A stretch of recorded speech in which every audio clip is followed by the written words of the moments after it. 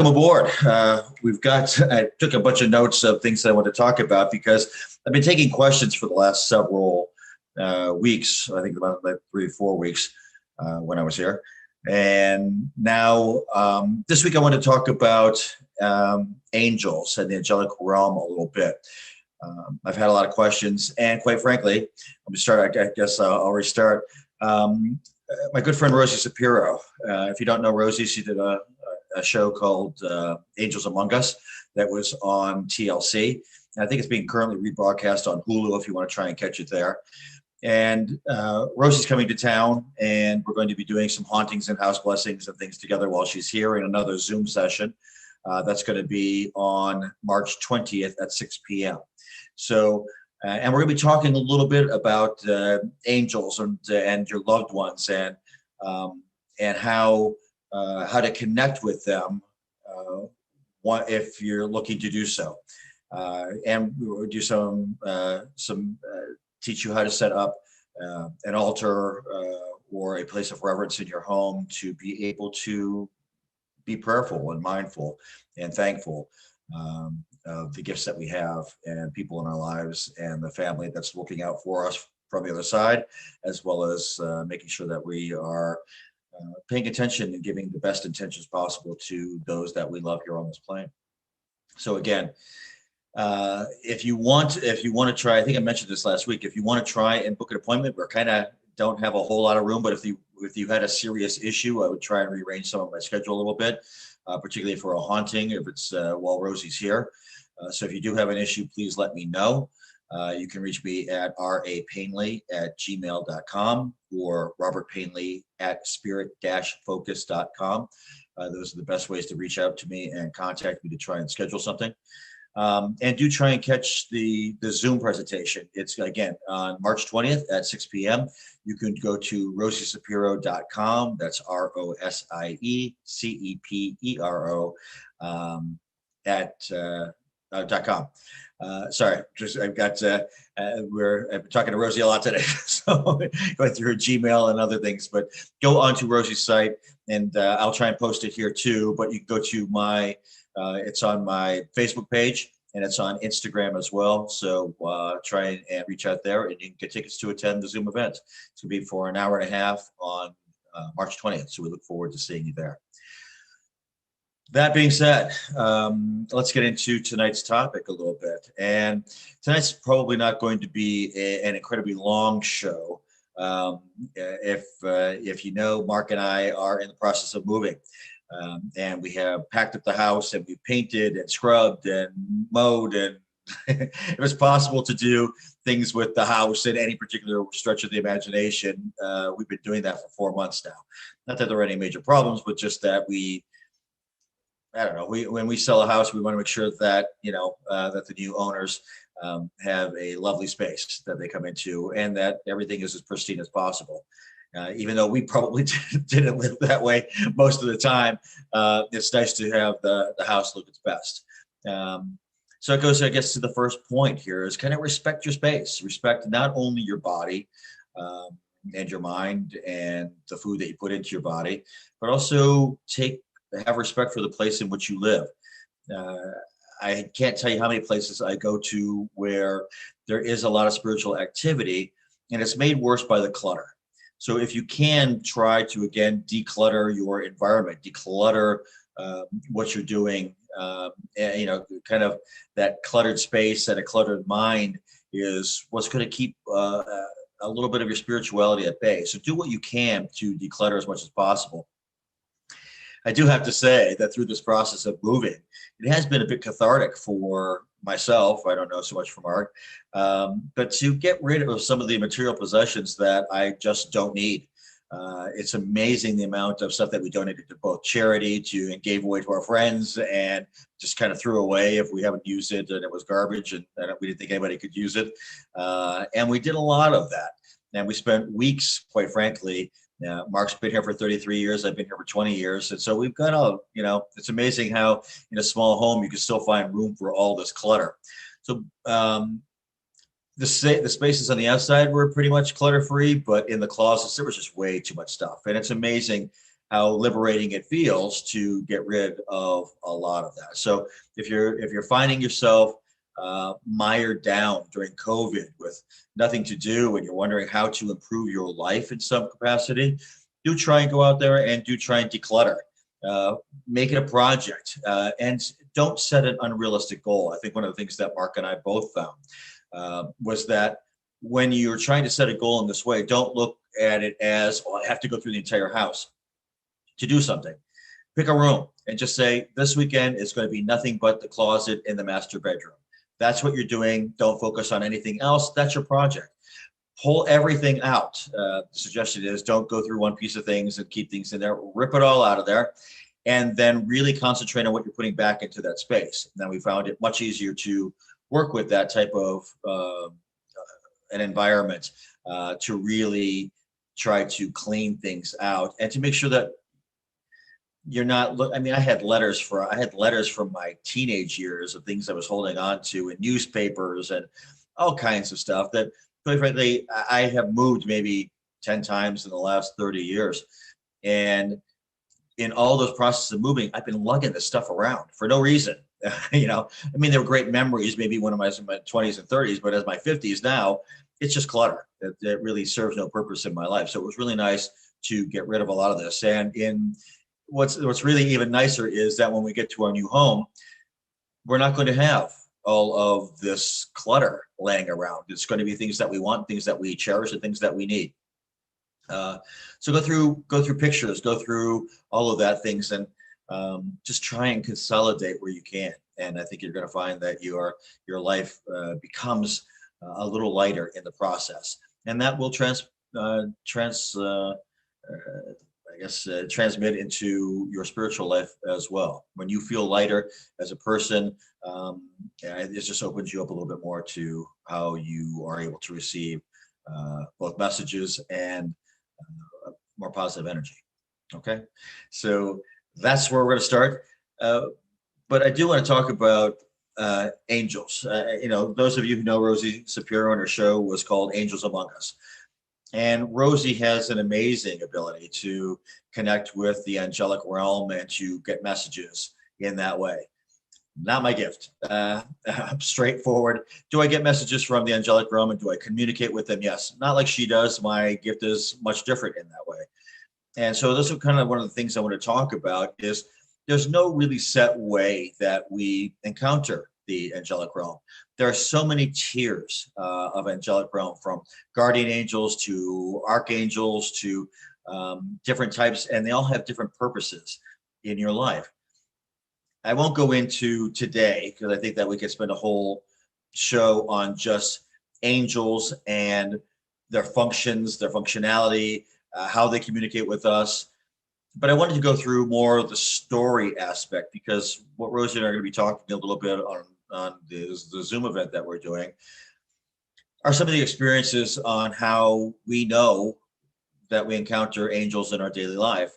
So I do want to go through some of those examples, and I wrote some of them down. So if I keep glancing to the side, there's a reason for that, because I won't remember them all.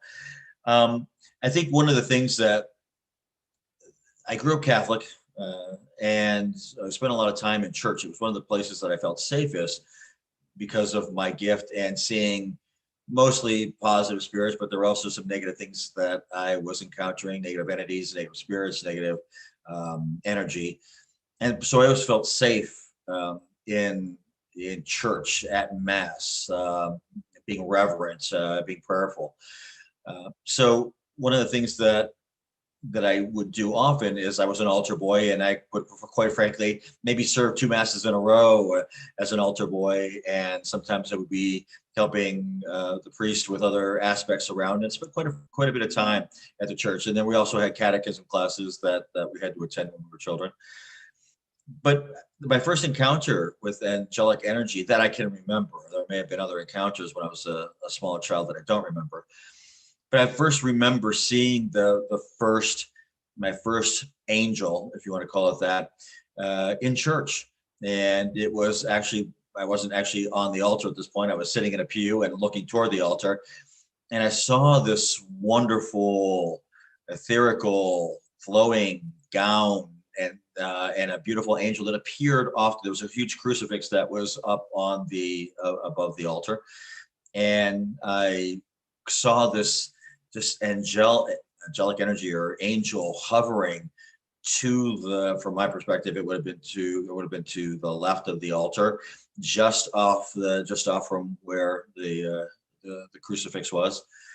And I can just remember distinctly seeing that even today, just that energy and the vibration that I got, and how much at peace I felt by encountering and seeing this energy and this entity. And again, I think for another show, we'll go into what angels are, and their free will versus our free will, and that sort of thing, and our different missions, that they really aren't human, and they aren't spirit in the way that most people on this plane perceive them. So we'll go through all that another time, but for the purpose of the story was how this encounter kind of changed my life, and never getting that thought before, because it's a love, and it's a feeling, and it's a presence that is completely different from an energy signature that I have ever experienced. When I experience most humans that have either crossed or are stuck in between without crossing, the energy signatures are significantly different. And one of the things I was on the phone with Rosie today, and one of the things that we talked about was that difference. When I go to do the work that I do, it's different if I'm doing a tarot card reading versus a mediumship reading versus a house cleansing. I operate at a different vibration, and I would assume from all the mediums I've ever spoken to, they do as well. It's much more challenging to communicate with spirit than it is to work on a psychic level, and it's much different to be in a holy kind of revered or stoic or prayerful meditative state when I do a home blessing. So those are things that people maybe not understand. And when I go out and I charge to go see a client, there's a reason why things are more challenging, more expensive, because we're spending more time and a different energy, and the expenditure of energy in a different level and in a different way. And it is incredibly taxing to work with spirit. And if we want to talk about if it's an exorcism of a place, or really negative energy in a home, that's a whole other realm that I have to try and deal with, and it's really challenging. It takes a lot out of any medium, any light worker, to work with that type of energy. So I really encountering this angel, this angelic energy at church as a child was life altering, because I really understood the difference at that point of an energy perspective. Didn't know what it was. Again, when you're 7, 8 years old, it's hard to put that into words. It's hard to put it into words as an adult with a full vocabulary. But as a child, you just could sense the difference in energy and love and light, and it's an amazing feeling. And those of you who have encountered it know exactly what I'm talking about. So it's the same. It's not. It's kind of the feeling that you get if you have encountered a loved one, if you have encountered the spirit of someone you've lost. That love, that energy, that feeling that you get at that moment when you're with them, with their soul, with their spirit, is completely different, or should be typically, than when they were here on this plane. It's a whole other set of energy, and it's as intense. Usually when I encounter that, sometimes I'm not really a crier per se. But I have broken down a variety of times when I've been with clients and get that mother-son, mother-daughter, or sibling energy. I get it more so from a parent perspective, from a child to parent or parent to child perspective. That love that comes through is sometimes for me overwhelming, and I do just break down. It's not that I'm crying because I'm sad. I'm just crying because the energy is so intense that's kind of the release that the body takes. So looking back at this church experience and feeling that energy, I started to encounter angelic beings in different forms. I started to become acquainted with more with my spiritual guide and my own guardian angel. And I have asked a couple of times in my life to change those out on occasion because of my growth, if it was necessary. And sometimes they've been added to and taken away from, depending on my needs and my growth. That's because I'm in tune with that energy and I know what I need. And if they don't go away, there's a reason I still need them. I don't purport or profess to have all the answers. I just ask when I'm very reverent about what I do with angelic energy, and I do ask for what I feel that I need. And I know one of those old sayings is sometimes that answer is no, but it's absolutely true. There are people like Rosie who get to see the other side. I've never made any pretense that I get to see there. I don't, unfortunately. I can on two separate occasions. One is with my dog who's passed, where I can interact with her in that space, in that energy. But I get a very, very, very limited view. And just recently during a reading, I too was on the other side. They're grooming me to do that more and more, but that's just not right now. If I'm calling my mom or another spirit that I'm trying to communicate with, I will have them reach their hand out from the other side and move that spirit to the side. I'll see a flash as they go through, or I'll feel the energy shift, and I know they've crossed over, but I don't get to that realm. Angels, on the other hand, show me, and I get to feel a little bit of what's on the other side through their presence. From that first experience of feeling that energy, that signature has remained relatively constant in my life ever since. As far as I know, when I encounter angelic energy, there is a particular vibration. Sometimes it changes depending on the strength of that angel, but it really it's not one of those. It's very unique in its energy signature. So.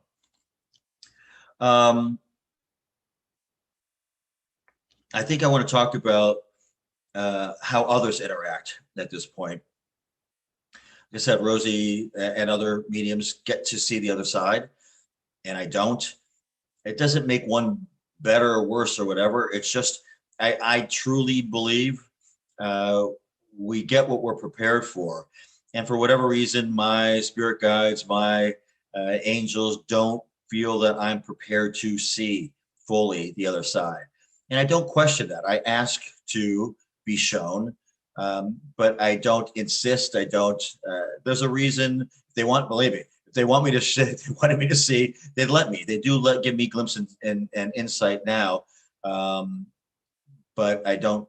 I don't get to fully see, and I don't know what the reason is for that yet. I have been told by a couple of mediums that I trust what that reason is, and I just ask, and I'm ready to receive whenever that happens, and be content with the gift that I do have. But from an angel perspective, I think some of the encounters that I have, I don't get to talk to angels the way that I am conversing here. When I think I've said this on some other shows, particularly when I went back and was doing Robert's pajama party, I talked a little bit about how I encounter angels.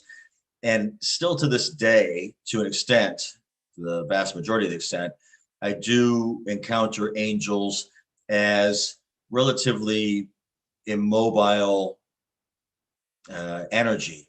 And all I get, for myself, I have to ask yes or no questions, and I'll get a head nod, a slow head nod, or get this. So I ask yes or no questions from the angelic realm to get my answer or answers when I'm working with a client.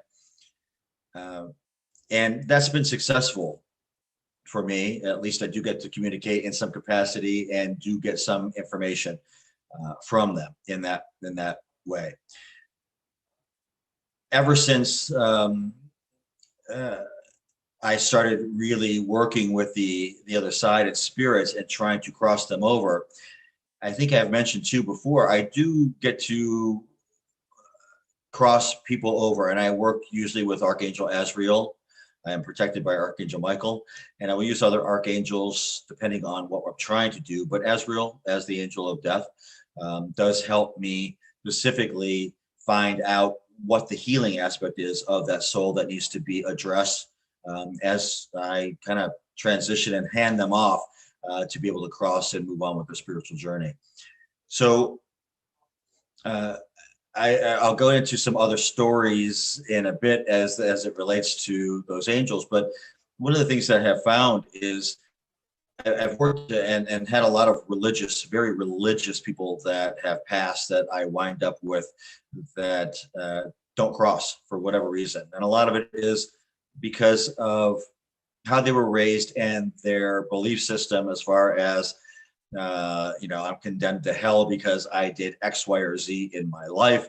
I don't think I'm a good person. I don't think I'm actually going to go to heaven. And they stop themselves from crossing. And one of the things that I have to do is convince them, sometimes that they have passed on, two, that religious aspect, that fervor, that belief, that faith that they had in life, they just need to have a little bit of that again so that we can move them to the other side. And usually at that point, I've had on several occasions where they have asked for an angel to appear.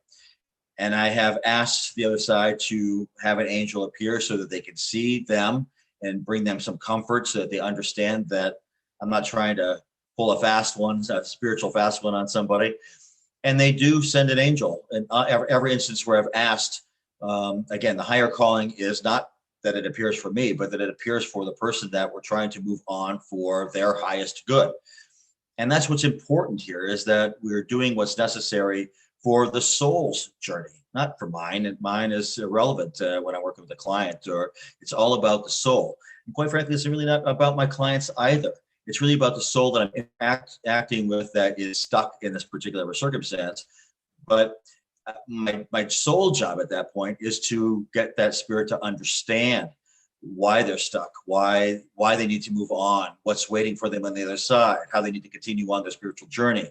Maybe try and soften the blow, as it were, of understanding the things that you did in life that are hindering you from crossing, and making sure that they understand that God is all forgiving, and you're going to be forgiven for what you perceive, and you may be allowed the opportunity to help correct some of the actions that you took in your life, not so much as a penance, as it were, but as a way to even out the spiritual, cosmic, and karmic aspects of energy and spirituality. So when I've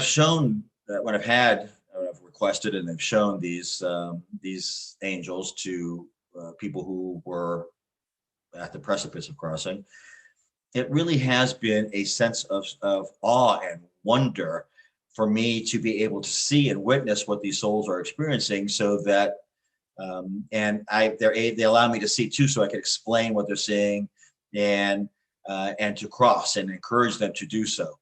And there hasn't been an instance yet where they back down. They feel that energy, that draw that they need to have to be able to cross and to continue on with their spiritual journey.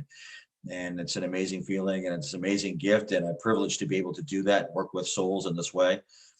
And I hope that people, when people who may be watching this encounter angelic energy, that you need to listen to what's being said. Now, I think we'll go into here maybe just a little bit of what I'm trying to avoid talking about, and the specificity of angelic interaction.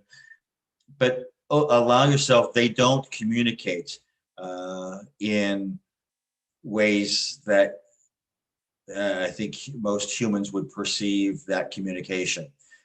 They do whisper a lot, and you need to be open, and you need to be thankful for the messages that they give, and you have to be receptive, and you have to thank them for what they're doing for you.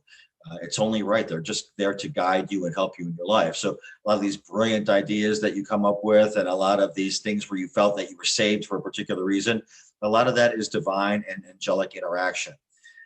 There is a path for you, and there is a path with your guardian angel in this regard, and how they interact with you, and why certain things happen to you. If your soul is destined to have a disease or have an interaction that may be unpleasant, that's for your soul's journey. So I understand that these angels at that point may not intervene for specific reasons, because your soul needs to have this occurrence on its path, so that for whatever your divine path is that's outside of this plane, that you're able to progress forward and have that life lesson in your pocket, because it's necessary for your soul's growth. Okay, so again, we can spend all day talking about that, but I just want to go back to more specific incidents with me and how these affected. So we've had the church, we have how I work with some of my clients, and some of the things that I've seen, and how I get to help move these souls to the into God's light. But I think the most, there's a few, but one of the ones that stand out are when I was with my friend Pamela Lavella, and Pam unfortunately passed. It's been 2 years since she passed now, and I was at Pam's house, and she was a medium, and we were in her house, and right next to her bedside there was an angel. And again, how I get nodding and this kind of thing from an angel, it was kind of a short figurine, but it looked like almost like a statue in a cemetery of an angel is how this one came across.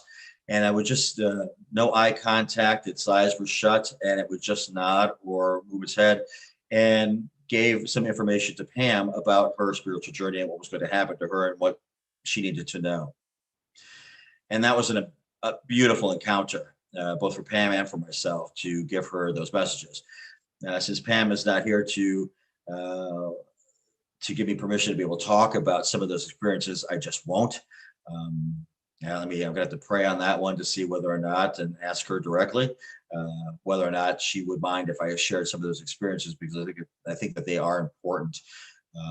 They were important for her, and I think for others out there that they can be important, but I don't want to be just usurp her stories, because these they're hers. They're her experiences in her life and her soul's journey. But one of the ones I'll talk about here is, if you go to my website, you'll see on YouTube, just look up Robert Painley Medium, and you'll see an angel encounter where we had one in the house. And I've explained this one, I think, several times on the show, but I was going into the bedroom, into the guest bedroom. Mark was laying down on a day bed that we have in there. And I walked in and sat down next to him while he was laying down, and the door just kind of creaked open. And it was Mark's office. And, he'd been there for 5 years. It's never done that before. It hasn't done it since. And it just creaked open ever so slowly. And Mark said, "What the heck is that?" And I said, "It's for me." And I stood up, made a couple of steps forward, and all of a sudden it started to form an energy, and it felt feminine in energy, how I discern masculine versus feminine energy. And you could start to see it form. And I told Mark, he said, "What does it look like?" I said, on Star Trek, where they're beaming people onto the ship or someplace else with the transporter, it's kind of like what was happening. There was all kinds of light shifted back and forth, and it started to appear. And no wings, just this draped cloth over both arms, and kind of like a very long 1st or 2nd century like toga looking, as we would perceive a toga. It wasn't like a short thing or something for kind of a sexy Halloween party, but it was more just this fabric over fabric. And nothing happened. And Mark said, "What's it doing?" And I said, "It's just staring at me." And it just stood there. And all of a sudden it made a beeline to me, and then it got right in my face, and it took off to the side and went where Mark's head was, and stood there and just lifted its arm and pointed straight up to me. And it was, just pointing straight at my chest, at my heart. And this all happened in maybe about 12 seconds, 15 seconds. And it was over, and the encounter was over. And I felt the angelic energy. I knew exactly which angel this was. I've mentioned it in some other shows. I won't go there now. But this angelic energy was so profound and so necessary to what I was going through in my life at that moment, um, that there's a reason this archangel appeared to me, and I have continued to work with this archangel ever since, and I continue to do so. It's perfect energy for what I do, working with souls that may be tormented in their place of residence or where they work, to help move these energy, these souls onto their spirit, on their spiritual journey. And it was, I have to say, disconcerting almost because I didn't understand what was going on. It all happened so fast, and it was only after the fact and after this stopped that I understood the significance and the power of what I had just seen. So, I encourage you to go on to Robert Painley on my YouTube channel and check out the videos. I did have people who work at a production company that are good friends of mine who enhanced the video a little bit through a different, I guess, light spectrum, so that you could better see what was happening. But look at the end, where this kind of points right straight up to my heart. And what's funny is Mark didn't see anything while we were there, and he just why he pulled out his camera, I have absolutely no idea, on his cell phone. But it was just everything that you hear me explaining, you're seeing as well.